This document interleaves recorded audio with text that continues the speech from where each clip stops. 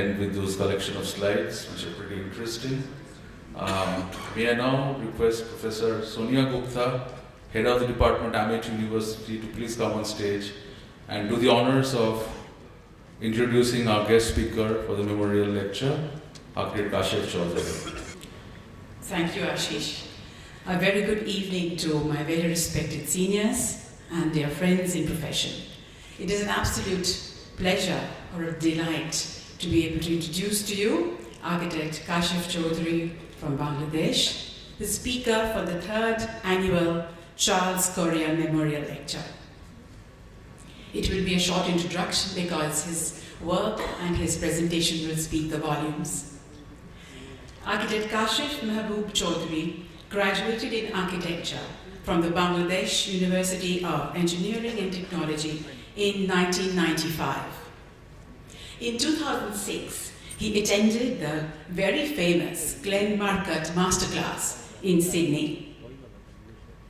After having worked with architect Uttam Kumar Shah, he established the practice Urbana in partnership in 1995, and from 2004 has continued as the sole principal of the firm.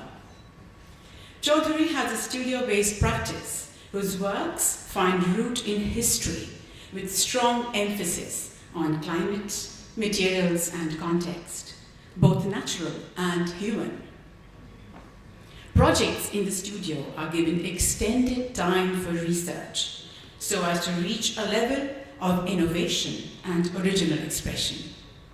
Works range from conversion of a ship to an art gallery, low-cost raised settlements in flood-prone riverine islands in northern Bangladesh, to training centers, mosques, art gallery, museum, residences and multi-family housing to corporate head offices. Sounds like the building types of time-saver standards. He teaches and lectures both in Bangladesh and abroad. He has received several recognitions and awards, twice finalist in the Aga Khan Award for Architecture, first prize in Architecture Review's AR+D Emerging Architect Award 2012. He takes an active interest in art and has worked as a professional photographer, having held I missed out the Aga Khan Award for Architecture 2016 in Geneva. I'm so sorry. He takes an active interest in art, having worked as a professional photographer, and has held 7 solo exhibitions.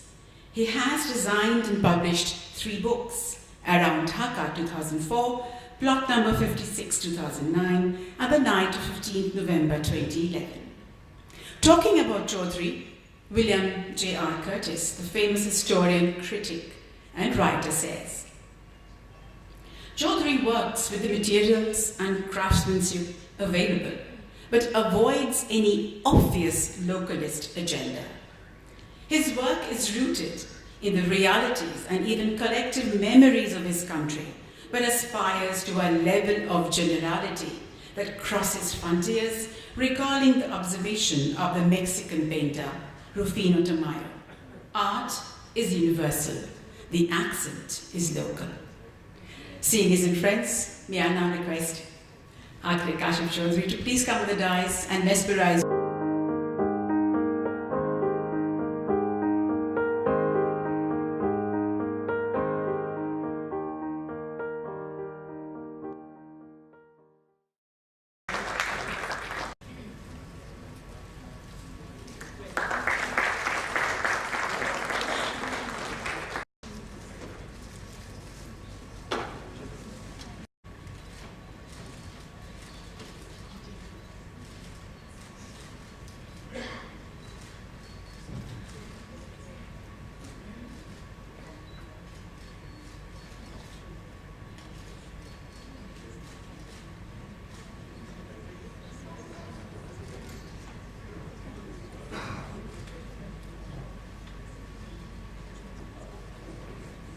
This evening.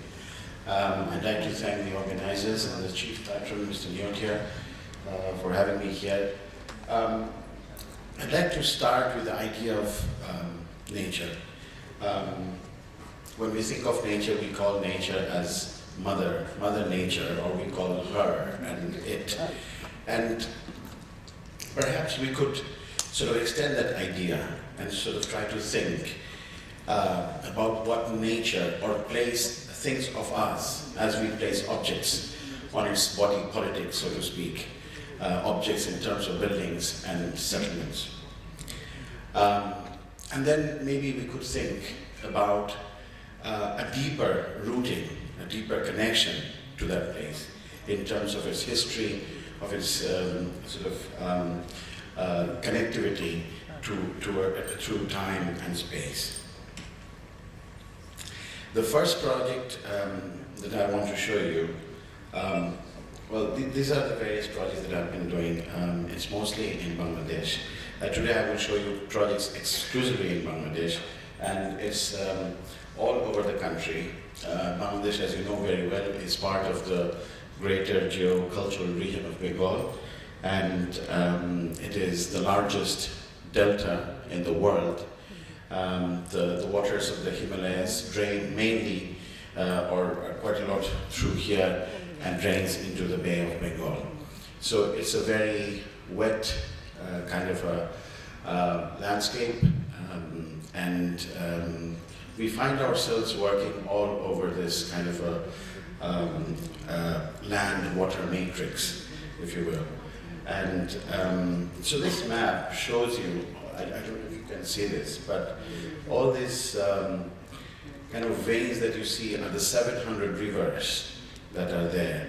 And as I said, we have to think about whether it's land in the water or water in the land. The first project is almost a non-architectural project. It's a land architecture. It was done from 2005 onwards, and in the middle of the river Jamuna, which is essentially the river Brahmaputra, as it sort of flows from Tibet through India into Bangladesh. And it is in the northern part. Yes, I don't know if you can see this. This is in the northern part of Bangladesh. And the project essentially is to do with flooding. And this is getting worse and worse, as you know, even here, every year with climate change. And this is the kind of landscape that sort of is there. It's very flat, and the rivers there are 10 kilometers wide.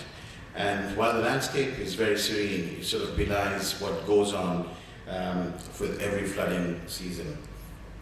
And the people who live here on the riverine islands, which are called Jors in Bangla, they refuse to leave during those floods, simply because they don't have title to the land, and if they go away, they would not be able to come back.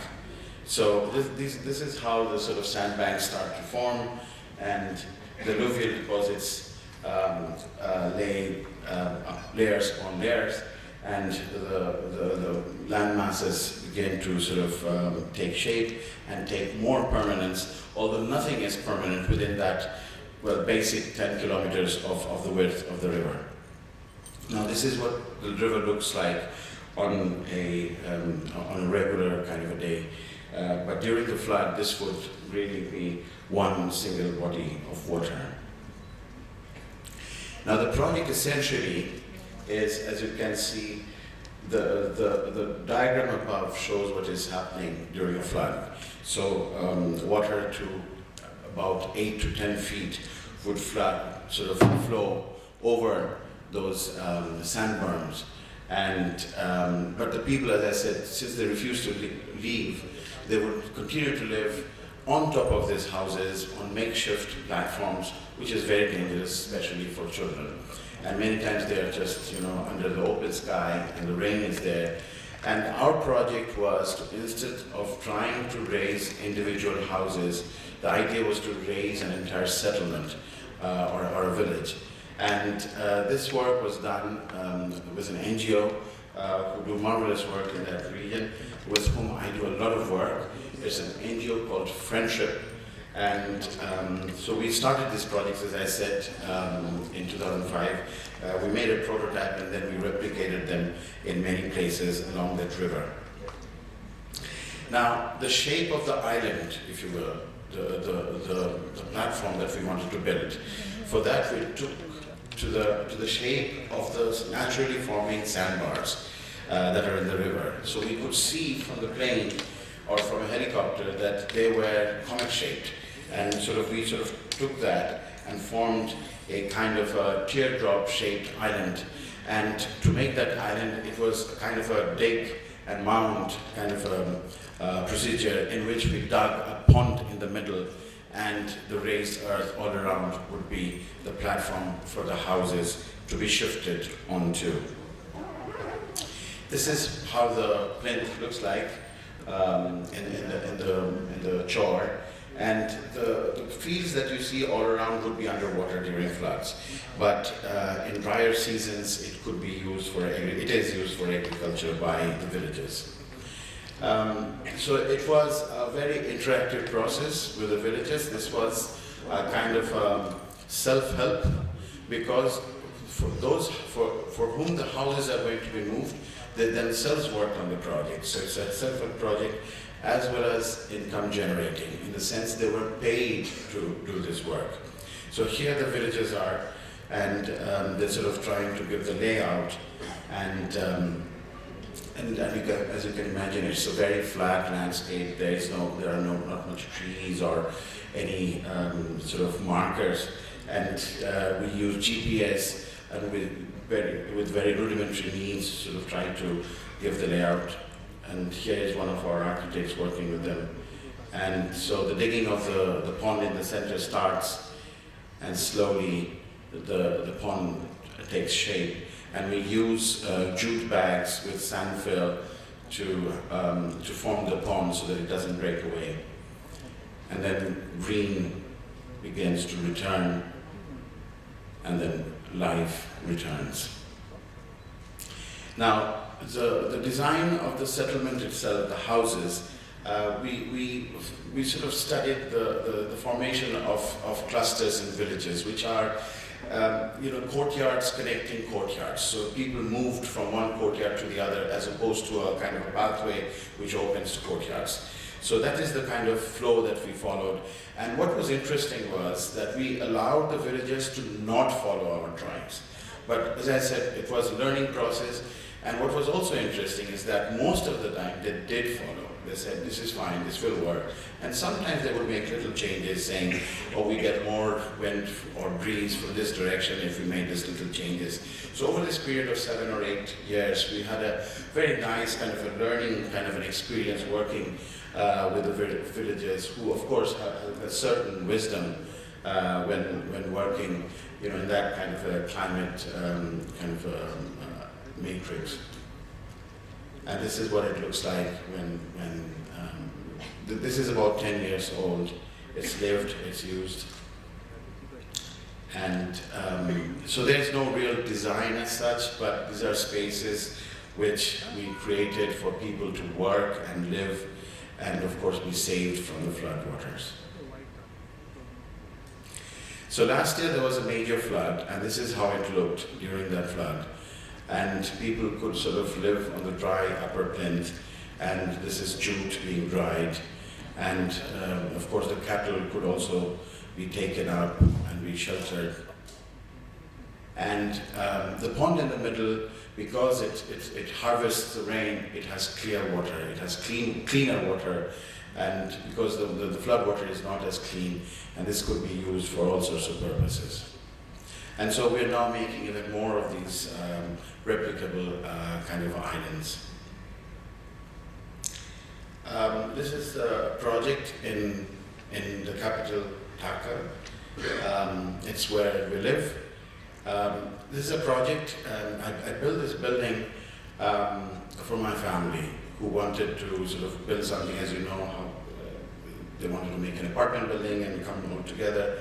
And I formed a company to develop this, to build this, and construct this. One of the reasons I did this was to really try to understand construction. As you know very well, construction in this part of the world takes place in its own way. And I wanted to understand this. I'm the son of an engineer. I was literally born in construction sites, but still I wanted to do this construction myself. And I wanted to understand the nitty-gritties of how construction is done in our context. And the size of the apartment that I'm going to show you is very small. It's on the top floor of this building. And it is essentially divided, if this works. It's divided into 4 parts. 1/4 of that space is open to sky as a courtyard, and the rest sort of are arranged around that courtyard.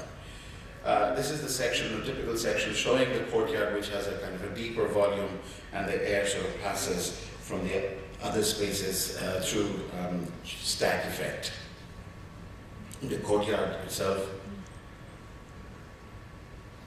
So this was a more kind of a personal project, so a lot of detailing and personal choice of materials and again details. But of course these days which work in the sense they take away the rainwater, so that these little kind of channels take away the rainwater into the court and then out. Seats in the courtyard. Most of the material in this project is recycled. For example, the stone that you see, which is used all over, is travertine, Italian travertine. But this comes from a project 10 years earlier, not ours, another project. And these are all reject pieces. These were lying in a warehouse and it was just gotten at a very low price. So these were reused. And so what happens is during hot summer days, the shutters can be closed and the indirect lighting from the courtyard sort of filters into the living spaces. And of course, during the monsoon, it is always nice to sort of enjoy the rain. Afternoon light. This is the sleeping area. The ceiling is concrete.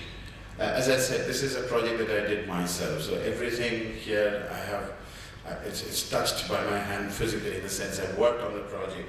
I poured concrete. I wanted to understand how to do the carpentry for the formwork, etc. And so the glass here is set into the concrete before the casting. The dining space. The dining table, a reversal of materials of sorts in the sense the stone is on the floor and on the table is just plain concrete with glass inlays. The copper kitchen, bathroom with traditional chini tikri work, broken china pieces, a table in the court. So various materials, stone, as I said, travertine, and then Burmese teak. This is the window with, which also allows sort of ventilation, and bricks. So these bricks came from the old part of the city where they break down buildings to make way for new construction. So these bricks will be about 150 years old and beautiful in their imperfections. And these are what were used throughout this project. Hand-worked copper. The formwork for the concrete came from the crates of the elevators of the building.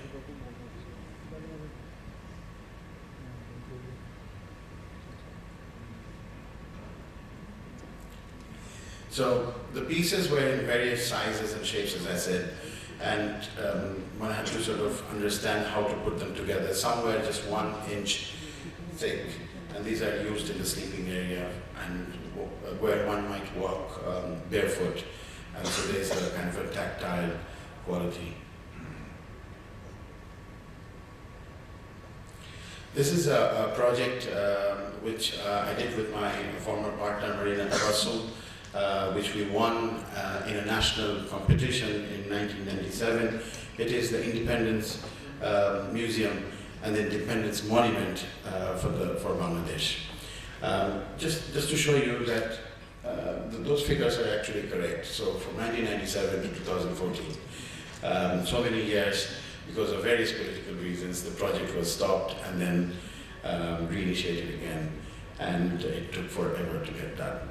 So again, the project is in the heart of Dhaka, and the area itself used to be a race course during the British period, and then later on was beginning to be more wooded. And the winning idea was, because they asked for a lot of functions, it included a museum, auditorium, reserve collections, etc. And the idea was to sink the museum into the ground so that the roof of the museum becomes a public plaza. It carries a journey, or the tale of the journey onto freedom. And you might, I suppose you know very well the story of the birth of Bangladesh in 1971. It was won through a very gruesome civil war, kind of a guerrilla war. And so it started. The reason this project is here, because it is in this very grounds that the war literally started on the 7th of March 1971, when Bangabandhu gave his historic speech from these very grounds. He said, "Come out with whatever you have, we will defend ourselves, we will sort of take on to the enemy." The enemy being the Pakistan army being present in the country. And it was here in this very grounds that on the 16th of December, of course with the help of the joint forces, the Indian Army and Air Force, that the surrender of the occupying Pakistani army, they surrendered on these very grounds.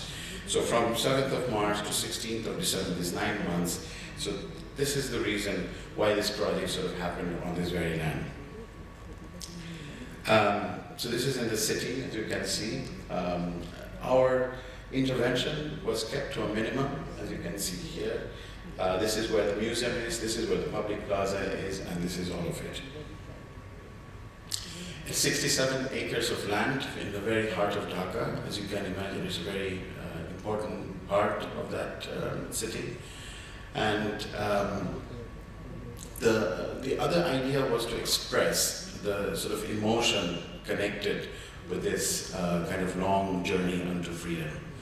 And we wanted to express this in a minimal way, in the sense the journey starts from your left, and then in the center there's this very shallow pool of water, and in the center of that pool is a hole which sort of draws the water into itself. The water falls into that hole, into a lower chamber down in the museum.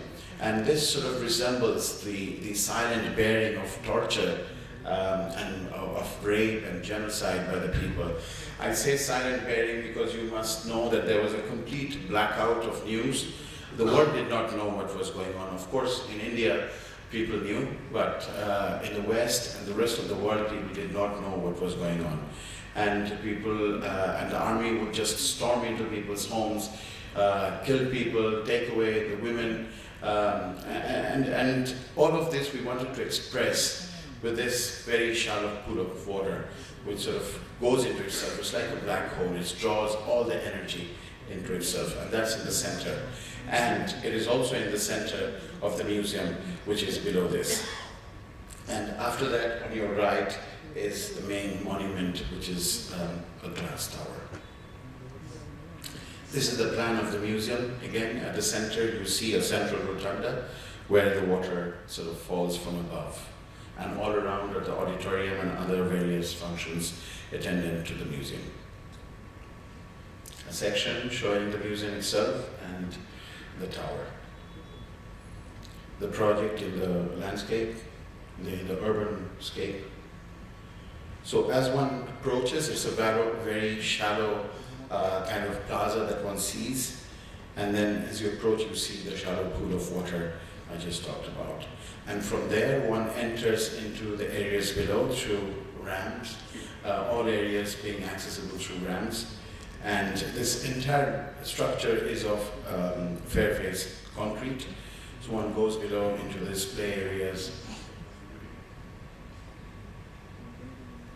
where it's all natural light, but also some lighting for the displays. And here you can see the central rotunda. On your left, you can see what we call a black exhibit area, where the government, actually the curators from the side of the government, they wanted to show quite a number of images, quite graphic in nature, but they wanted to show this. They wanted to say that it is part of the gruesome history.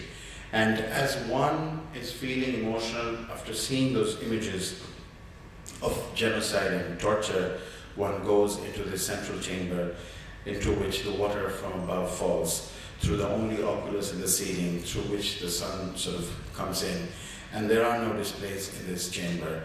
And here, in this silence of the water falling, one may remember those fallen, known or unknown. And one continues through the other spaces, display areas, and in this project, monumentality was important. It was important to sort of talk about this kind of the monumentality. Now, again, was a kind of research to understand what is meant by monumentality, and then one realizes that it is about, monumentality really is about presence. And so thus, a chair can be monumental. And here, sort of, the idea was to have massive volumes, sort of grounded volumes with a certain gravitas. The monument itself is a tower of glass. Now, our choice of material was light, and the only way we could get to light was through glass, because glass is the only material which would hold light. But glass was not used as planar surface, it was turned, so that the properties of refraction was used as opposed to reflection or transparency. So glass, 19 mil thick, about 75 mil wide, low iron, low chromium clear glass, stacked one above the other, formed into panels. The panels then go into the vertical space frame and rise to a height of 150 feet. And the joints everywhere are minimal, so that the glass sort of comes to the surface. And so this layering was very important. We had a huge kind of debate with the government, because nothing of this sort had been done anywhere in the world. And of course, they did not want to do it in the beginning, and it was not tested, it was not proven whether the glass would hold, because the glass is sandwiched together with what is called a glass clear silicone. And nobody has done this before to this kind of a height or volume or quantity. And but it was important to have the glass as matter, as material, and not just as a flimsy kind of a thin surface. And also the layering of bricks, which we are used to, which have been here for thousands of years, this sort of references that. So the layering of glass, which sort of rises to 150 feet and becomes the tower itself. And during the day, the light sort of refracts variously, and at night it becomes a beacon in the darkness.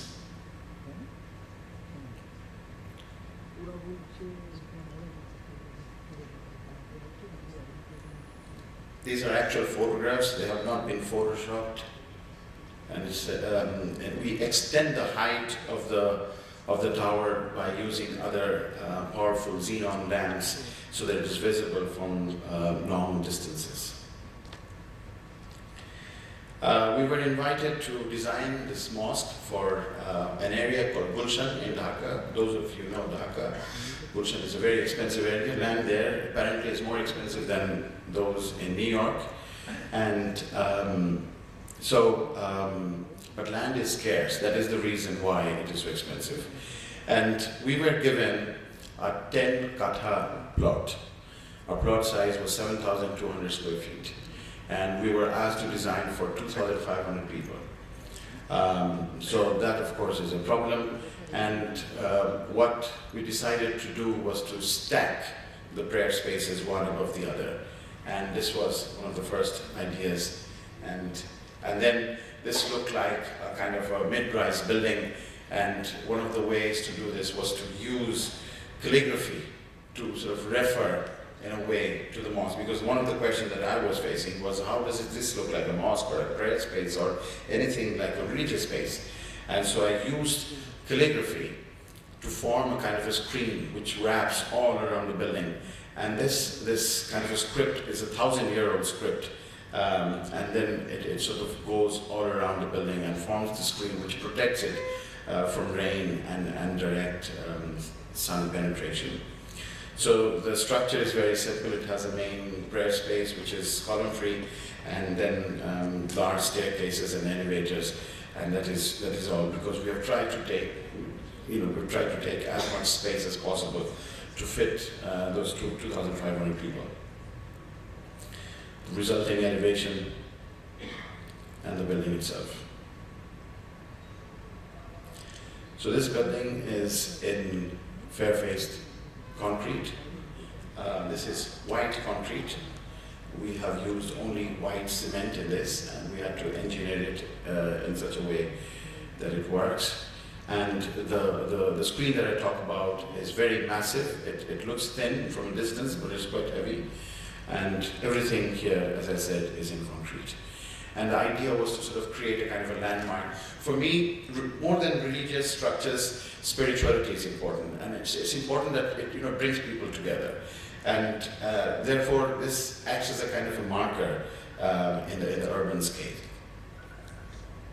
Again, in the interior, very simple spaces, also concrete, and views out towards the city.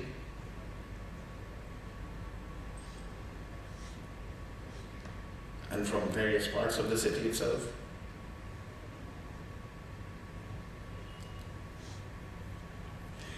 This mosque has become very popular, and on Fridays, which is a prayer time, it overflows, and there are 4,500 people praying as opposed to 2,500. This is an office building that we are constructing. It's under construction in Dhaka.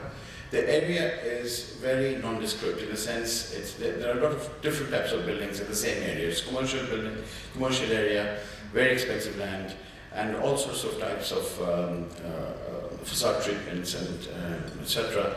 So my idea was to sort of go for a very simple kind of a visual expression and kind of a volumetric expression, and also to come from the structure. So if the structure itself could be the form given, or if the structure could give expression to the building form itself, and if the structure could also shape the building. So basically a grid rotated, and the planes which sort of holds the building also shade the building. As you can see in the interior, all the services are to a side. This is again a very small plot. It's a 10 kata plot. The building is 300 feet tall. So it's a very tall, slender building. And all the services are to your right, and in the office space itself there are only 3 columns. This is under construction to be completed next year. So one of the ways we did was to raise the sort of height of the ground level and the upper levels, so that the smallness of the building does not become a kind of a negative point for the developer or for the owners. And of course, it would have very good views onto other commercial areas of Dhaka. This is university campus that is under construction in Dhaka. It is in a land for Dhaka. It's a kind of a larger piece of plot, but essentially it's very tight for campus. And it is in a residential area, as you can see, all around. And what we try to do is to sort of bring all the various buildings together in a line and form a kind of a mega form. And to sort of make sure that although it forms, as I said, although it's sort of, we developed a mega form, to make sure that each building retains its identity, the various faculty buildings, and at the same time one can move through sheltered spaces, especially during rainy seasons. So the building was becoming very long, as I said, and one way was to sort of open up sort of views and spaces, and this would help also to sort of interact with the very large play area, playground or green space that sort of is in front of that building. And the other idea was there are roads within the campus, so we took the existing road as a service road behind the building, so the building sort of touches the green area directly, and there is nothing separating the building from the play area, playfield or the green areas. And of course, all the interstitial spaces connect directly to the green. And then there are various student spaces and interaction spaces which sort of come about, and the vehicular circulation is kept to a minimum, it is kept to a side, so that you do not hear the sound, even hear the sound of vehicles coming in or going out. The other thing was the volumes themselves. They were becoming quite tall. So one of the ways sort of we tried to sort of handle this is to have, in the lower diagram you can see, to have a kind of a lower mass in the front towards the green and a higher building towards the back. So from the green you see a much lower building, but in between the building, the interstitial space is also covered. And immediately you have a kind of an indoor-outdoor space, and on top of it, this roof terrace that can be used by students and faculty alike. This is a very typical plan, which I will not go into, it's quite complex. This is a university for about 12,000 students. And this is the heart of the student area. And it connects the various buildings that I said at various levels.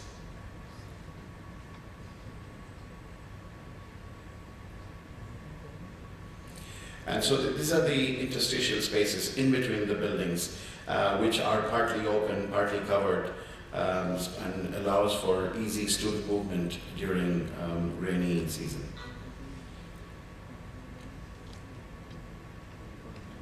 The rooftop then becomes a terrace, which is a green terrace, and then it continues onto the green, which sort of the building fronts.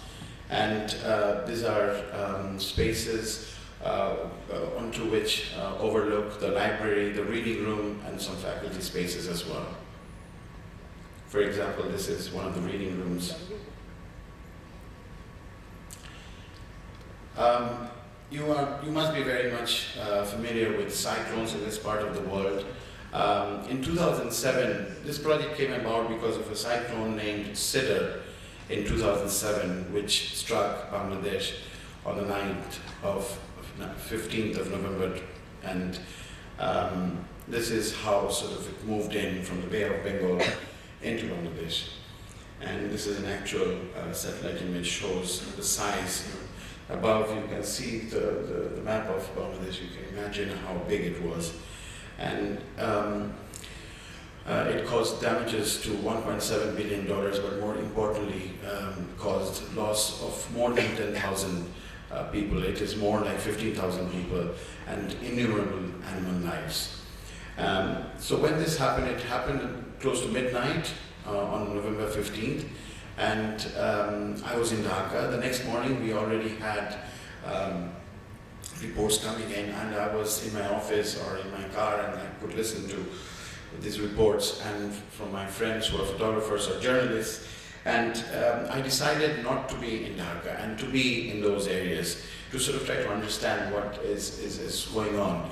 And what we did is we went to, I don't know if you can see this, we went to a place here, here, from Dhaka, which is about 150 kilometers.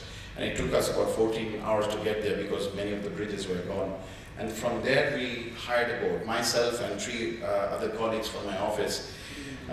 We hired a boat and we were on the boat for 5 days. We were living on the boat. It's a local boat, and we traced the path of the cyclone. We went to every place the cyclone sort of went through, and we wanted to understand what was going on and what had gone on in those areas. And because I take photographs, I took photographs of what we saw, and this is a river. And as you can see, the water is endless.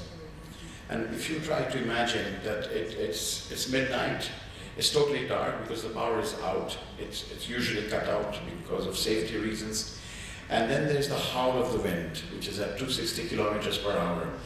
And then there's this tidal surge, which sort of moves in, and it's an inland sea. And then there is rain. There's this heavy downpour that's happening. So it's totally disorientating. People are just being swept away in all directions. And then when we were talking to the people, they talked about demons. They talked about demons in the sky. And I thought maybe this is out of trauma. But then we realized they were really talking about fire in the sky. And there was really fire because this wind speed was so much, it caught fire. So fire, rain, water, inland sea, and then of course the high wind speed. And nothing survives. Nothing can sort of withstand that. Here was a forest. This is part of the Sundarbans. Here was a deep forest. And when I took photographs, I made sure that I did not show the faces because I did not want to indulge into that kind of third world photography. Because of course the people are traumatized, of course they're sad. And so all the photographs are taken from behind the people. We are audience with them, and they are looking at the place where their house used to be. This little girl, for example, has lost everyone in her family. She's 5 years old. This man has lost 8 in his family. He has lost his wife, his children, his brother, that family, his parents. He's standing near the grave that he has just dug and buried them. This man was saved by his wife because his wife was very clever. The moment she realized that the water is coming in, because the water moves in very fast, the tidal surge, the moment she realized that the water is coming in, and the water comes into 21 feet, about 21 to 25 feet, and she said, take off your clothes. Because she had heard that clothes sometimes strangle people. So she took off her sari, and they took off, both of them and the little baby that they had, they climbed the tall tree and they tied themselves with her sari, and they were saved. And in the picture, the little things that you can see on the ground is all that is left of his house, of their house. And here also used to be a forest. So how does one deal with this? I mean, we are not an aid agency, although we try to do some work, but we are not aid agency. So as architects, I thought maybe we could design something. So we have designed a cyclone shelter. Now, there are many such shelters in Bangladesh, as you may know. There are more than 2,500 government shelters which save innumerable lives every time there is a threat of a cyclone. But from our own experience, from our first-hand experience, we realized that we could better that model. And one of the things that we tried to do was to create a marker in the landscape so that the cyclone shelter, after being built, quickly becomes known to a kind of a large catchment area so that people will quickly go to that shelter in the event of a cyclone.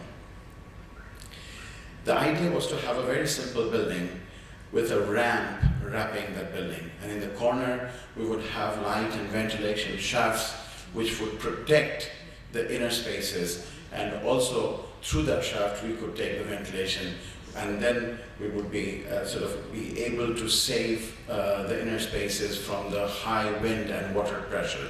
And so the ramp not only used as a circulation kind of apparatus, but also to sort of protect the building. The plans themselves are very simple. On the ground floor, now this building on normal times would be used as a day clinic and a primary school. So on the ground floor is the clinic, which is on your left, is the clinic. And on the upper floor is the classrooms for the primary school, which will be in 2 shifts. And of course the ramp sort of takes people up. And what we realized is the windows break first, of course.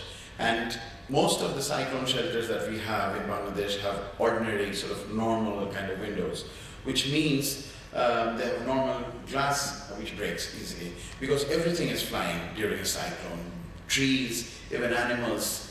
And so it was important to protect the windows. So the ramp, as you can see, protects the openings, and these openings are small, kind of much smaller windows which are recessed into the concrete. Now this structure is entirely in concrete. There is not a touch of brick or brick-based material, because that's what fails.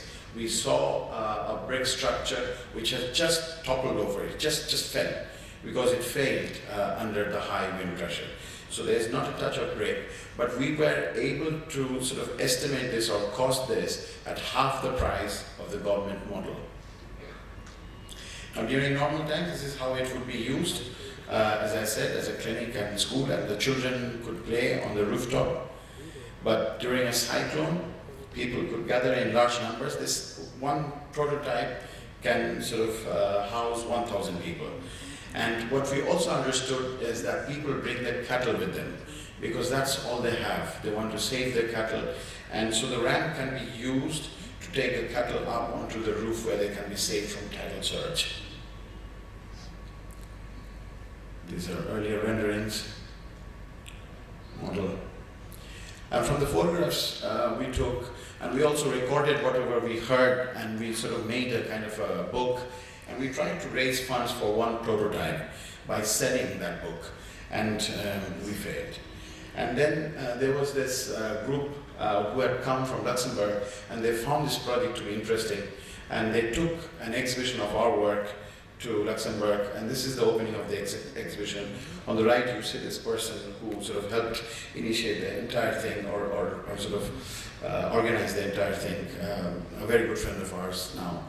And this is at the Foundation of Architects in Luxembourg. And the model of the cyclone shelter, of course, was very prominently exhibited. And I'm very happy to say that we were able to raise 280,000 euros, which was enough for one prototype. Construction began, and you can imagine how construction sort of goes about in that kind of a remote area. This is close to the sea, it's quite remote. And this is how it is in the landscape, and the ramp sort of being constructed, the views of the ramp itself, the building and the landscape from one of the main roads. So finally, after 10 years, or 11, so we started this in 2007, and we will inaugurate this project this month.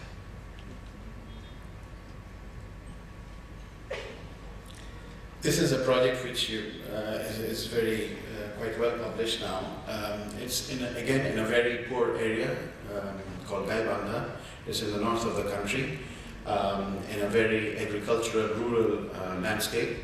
And when we first went there, in 2008, this is what we found. It's a kind of a so-called low-lying area, prone to flooding to about 8 feet.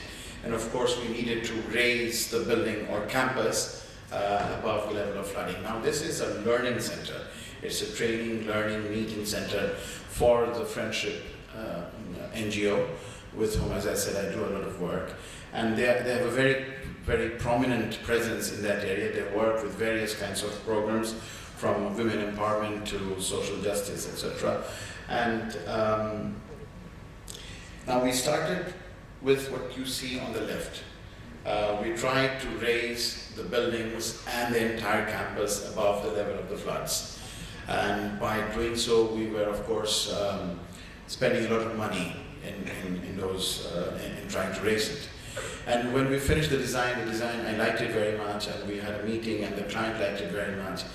And then when we did the costing, we realized that we were not only over budget, but well, it was about $400,000 that they had. And it was costing us $400,000 just underground, just to raise the entire campus. Because it's just not a building, it's a number of buildings or it's a kind of a campus where people can move about and be there, because some of the training works would go on, or seminars would go on for 7 days. So it's like a campus. And then one day, looking at it, I realized that our project is not above ground, but below. And that's what we did. So we built on the existing low land and protected the entire campus with an embankment. Now, this is not the first time this has been tried. It is the first time it has been tried in recent times, but about 2,300 years ago, this was an approach that was taken in a Buddhist kind of a settlement not far from here, and they also had a kind of an embankment protecting their settlement from flood. So this is how we referenced it. And with that came the attendant problem of rainwater gathering in the spaces, within the spaces of the embankment, and we introduced a series of tanks and pools to collect or harvest the rainwater, and also introduced large tanks, septic tanks, to sort of hold the sewage so that we don't pollute the floodwater. We can hold the sewage for 3 months. In plan, it is very simple. There's 2 blocks. On the left, you see the block which has more of the meeting rooms and classrooms and training pavilions centered around a central pavilion, which is the reception pavilion. On the right block is more residential in nature, centered around a dining pavilion. And this refers to various Buddhist monasteries or ruins of Buddhist monasteries in the region, not far from our site.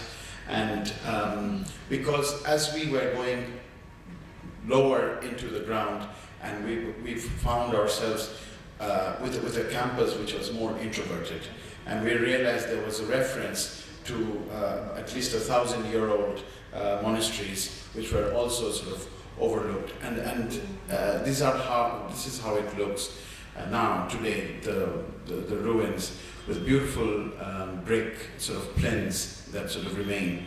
And for example, this is a monk's cell which looks into one of the interior courtyards, and so we sought to transform this into this. And the earth covering on the roof, which works as thermal mass to protect the spaces underneath from heat and rain and so on, works very well, but also sort of helps to connect the building to the surrounding landscape and agricultural setting. The buildings themselves are pavilion in nature. They're broken forms which help with the natural cross ventilation, and the introduction of pools also help in the microclimatic cooling. So as one goes down, as I said, it's more of an introverted look, and then with the various pavilions where people can sit out, and the introduction of pools or courtyards around which the various functions are sort of arranged. The reception pavilion, the dining pavilion, one of the dormitory rooms, one of the dorms, a training pavilion where village women would sort of sit around and have training. For example, expecting mothers would be trained on hygiene, etc. Because of the extreme limitation of budget, I say what we could give was, the only luxury we could give was the luxury of light and shadows.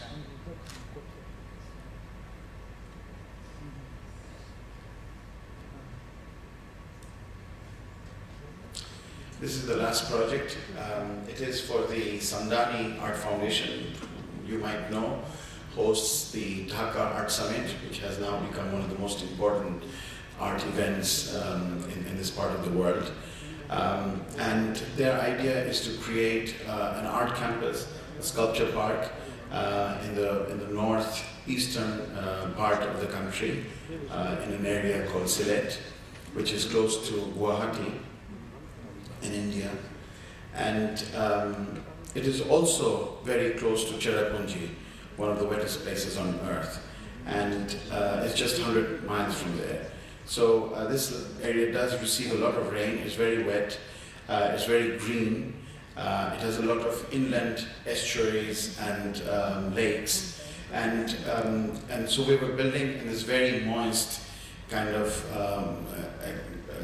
weather and land. And the area itself is a very large area that they have, and we chose to select our areas where we would build. And these are three pieces of three areas that we are now working on. And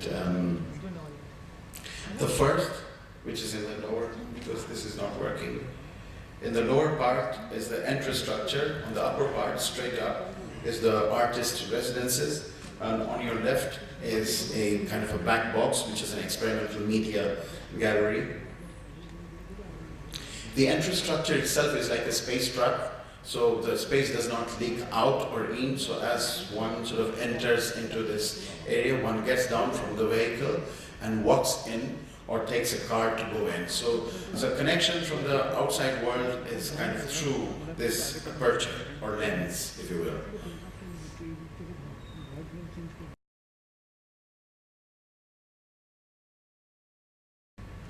It is in brick, handmade brick, local handmade brick. So one walks around it to go inside. Once inside, this very natural landscape exists, and on top is the artist residences. We chose this area because it's a little hillock with a very thick growth, and also an area where there are no trees. And we chose these two areas to locate our buildings. Now the buildings themselves, the artist houses themselves, sort of were placed in a very organic manner. So we sort of worked around and tried to place them in a way which sort of benefited the natural flow of air and breeze, and also to take in the views to and from this area.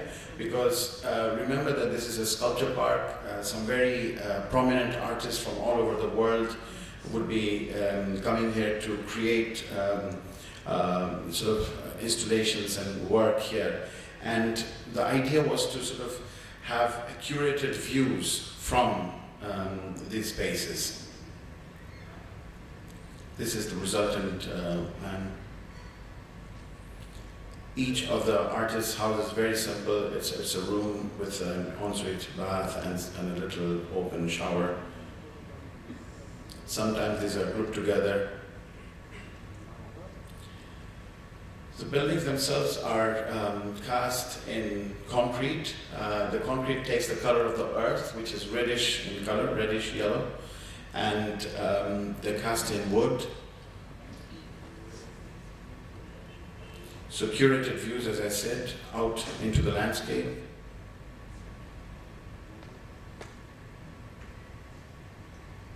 This is under construction and will be completed by the end of the year.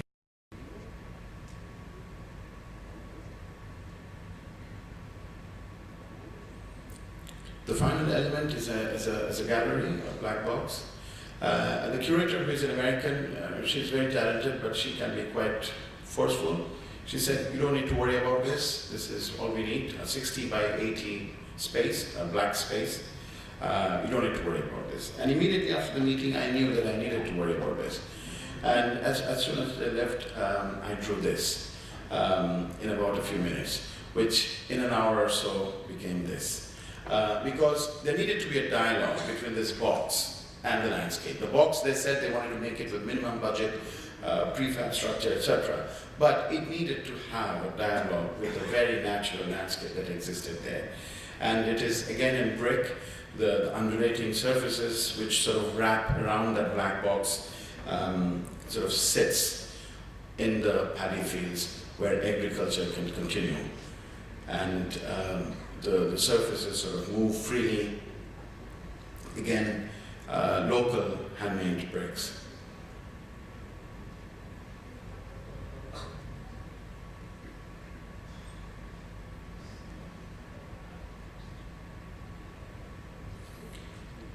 So this is the black box, as you can see. This is also clad in brick. It has a brick skin. And the spaces in between the outer undulating wall and the inner box These are spaces where one can also again have installations and sculpture. Thank you very much.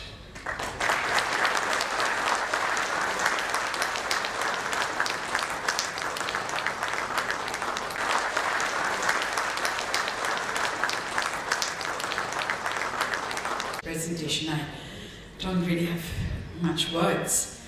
We could fit in a very quick interactive session, if with your permission, Kashef. Yes?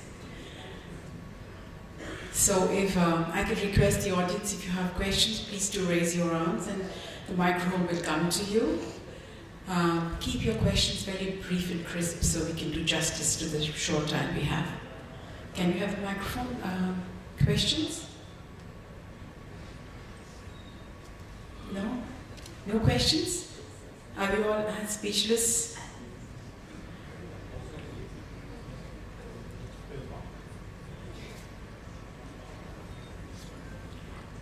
Can you see any arms raised? No? Okay, so if there are no questions, we'll end the session. Oh, there is. Okay, great. This is Ovijit Sen from Asia Times of India. Pretty ordinary question. Your opinion, sir, about the two terms which are the talk of the day. One is affordable housing and the other one is energy efficient buildings. Thank you. Affordable housing, unfortunately, is a subject which is not discussed in Bangladesh. This is totally missing, which is very sad. But of course, I don't need to talk about it on the day of Charles Correa Memorial Lecture, because he has done such wonderful work, and you must know that it is understudied. Charles Correa's work in affordable housing is understudied. It's not known. It's not well known. A few years ago, and this is not officially, I'm not saying this officially, formally, just between us in this discussion. A few years ago, one of the recipients of the Pritzker Architecture Prize was Alejandro Aravena from Chile. And one of the reasons he was awarded the prize was his work in public housing. And if you look at the work, you will see that it has very striking similarities to what Charles Correa and even Doshiji has done. And which is a pity in the sense such wonderful work has been done here.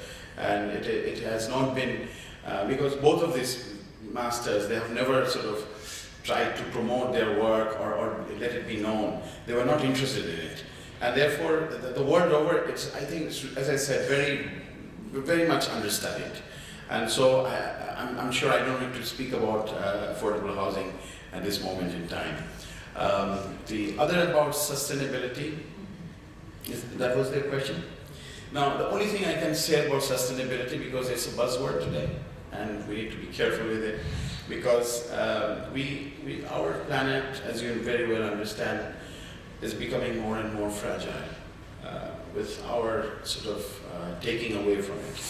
And one of the things that I feel sort of is not discussed in the forums of sustainability is the topic of economics.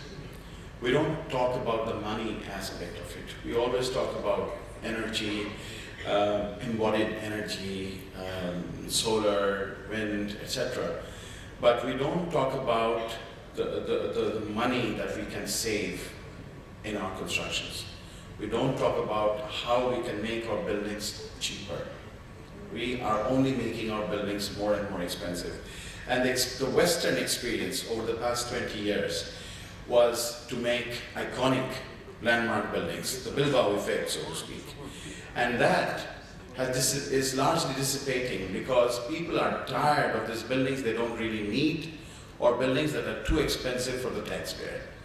Now, this is one thing we should really think about. When we talk about sustainability, we should really talk about the longer run. We should talk about buildings or projects or settlements which work and can maintain themselves more easily, more smoothly over a longer period of time. And that is one discussion that we really need to have in a more sensible way in our part of the world. Okay. I have a question for. Yeah. Please pass on. It was a. Can I continue, Sonia? I think Devada is taking a question, so please introduce yourself, Devada. Devananda Chatterjee, I'm an architect. I've been a consultant most of my life, in recent years teaching. I think some of these were presented by, I didn't know she was your partner, Mariam Tabassum, in an earlier, on some earlier architectural location. But my question is about the glass tower. It looked like there's a kind of staircase inside the tower. So is it something that you can enter and climb up to? No, From the photographs, there's some kind of staircase seems to be visible. no, that's the vertical space frame structure. It's a steel structure which is there. It's not a stair. No, there is a climbable kind of a ladder, but that's a service one. It was important that people would not be able to climb this tower because this tower is symbolic. There is nothing to climb or go up. It's not an observation tower. So it was very clear from the beginning that we did not want an observation tower. So one can climb it, but it's only for the service people.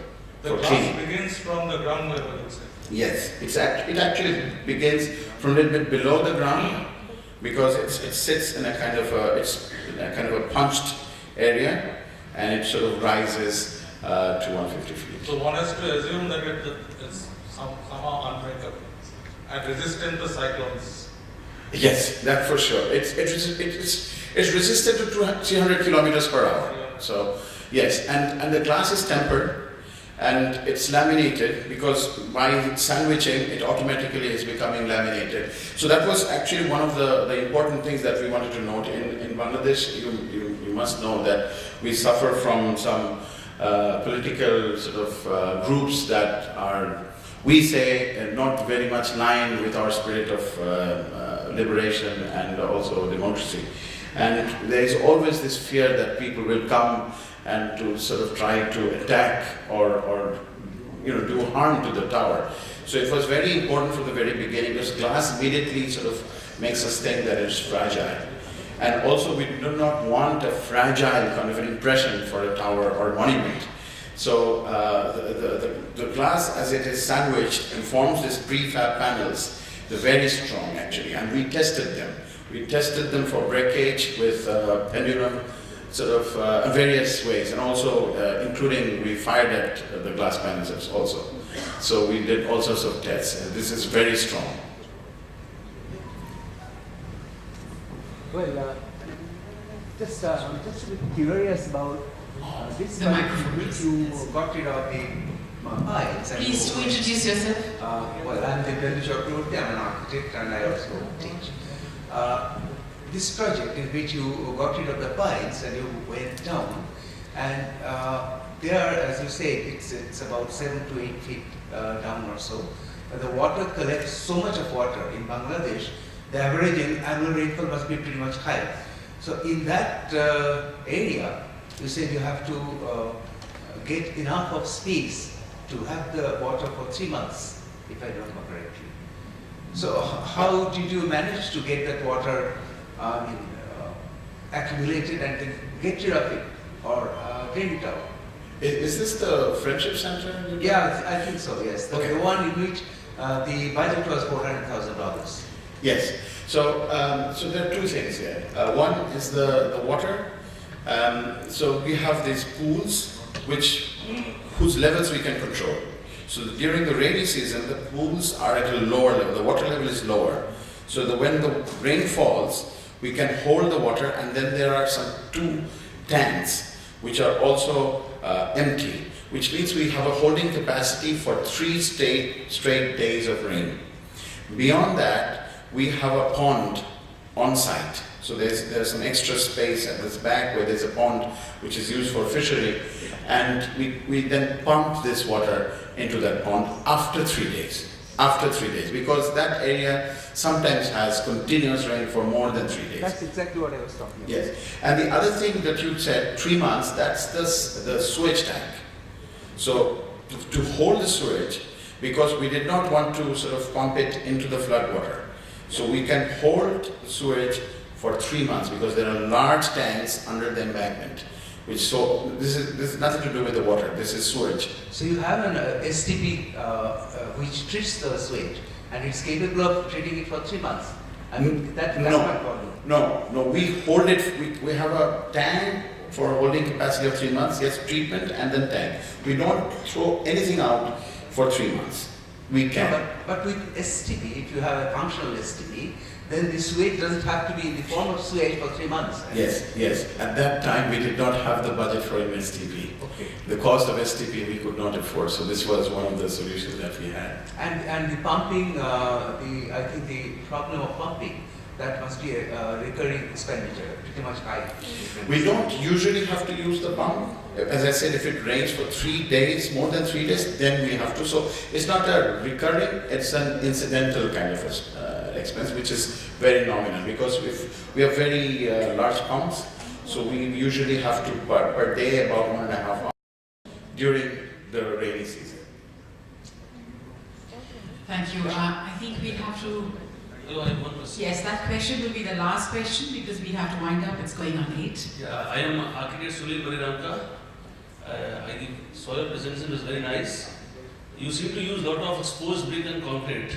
So in a climate like Dhaka or Bangladesh, don't you think that using exposed brick is a challenge and is a recurring cost to the user? And I have another second question regarding your house. You said that you use certain which got it from the lift equipment. So normally in a building, the lift arrives at the site after the building is almost complete. So how did you do the shuttering then?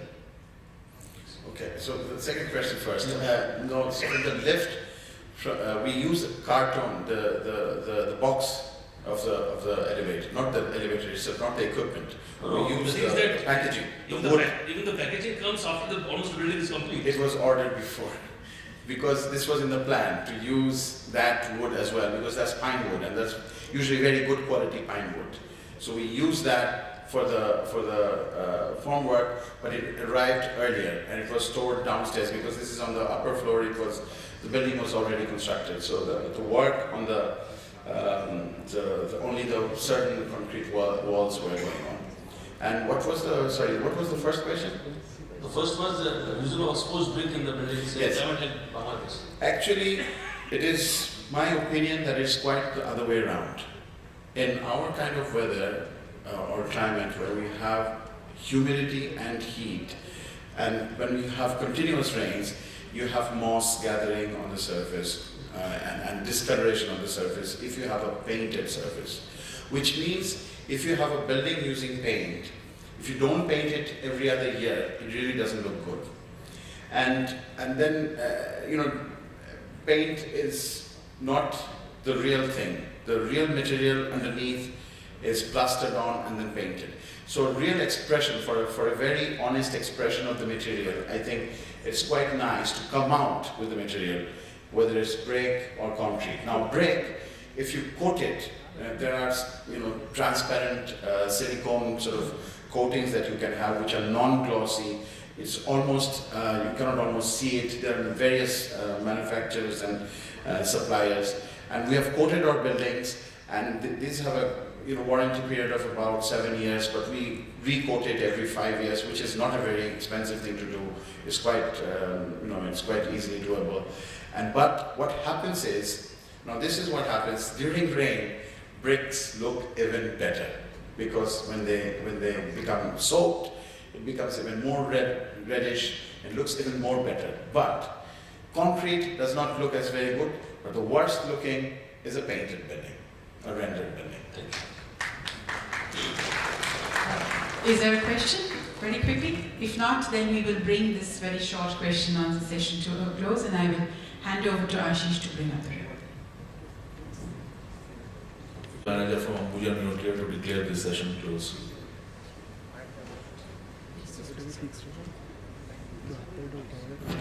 Good evening to all. Thank you so much, honorable speakers, for the wonderful session. Members of the organizing committee, my colleagues at Ambuja Nuclear, and Institute of Architects for partnering us, and certainly all of you, you took time of your busy schedule to be here. Thank you so much. We hope you had a good time, and we look forward to many more sessions ahead. Thank you. As I said, it's very well organized, very well attended, and it was, for me personally, an honor to be here this time. And I wish that city. It was, I think, a lot of love and respect. I can say the names of people, which is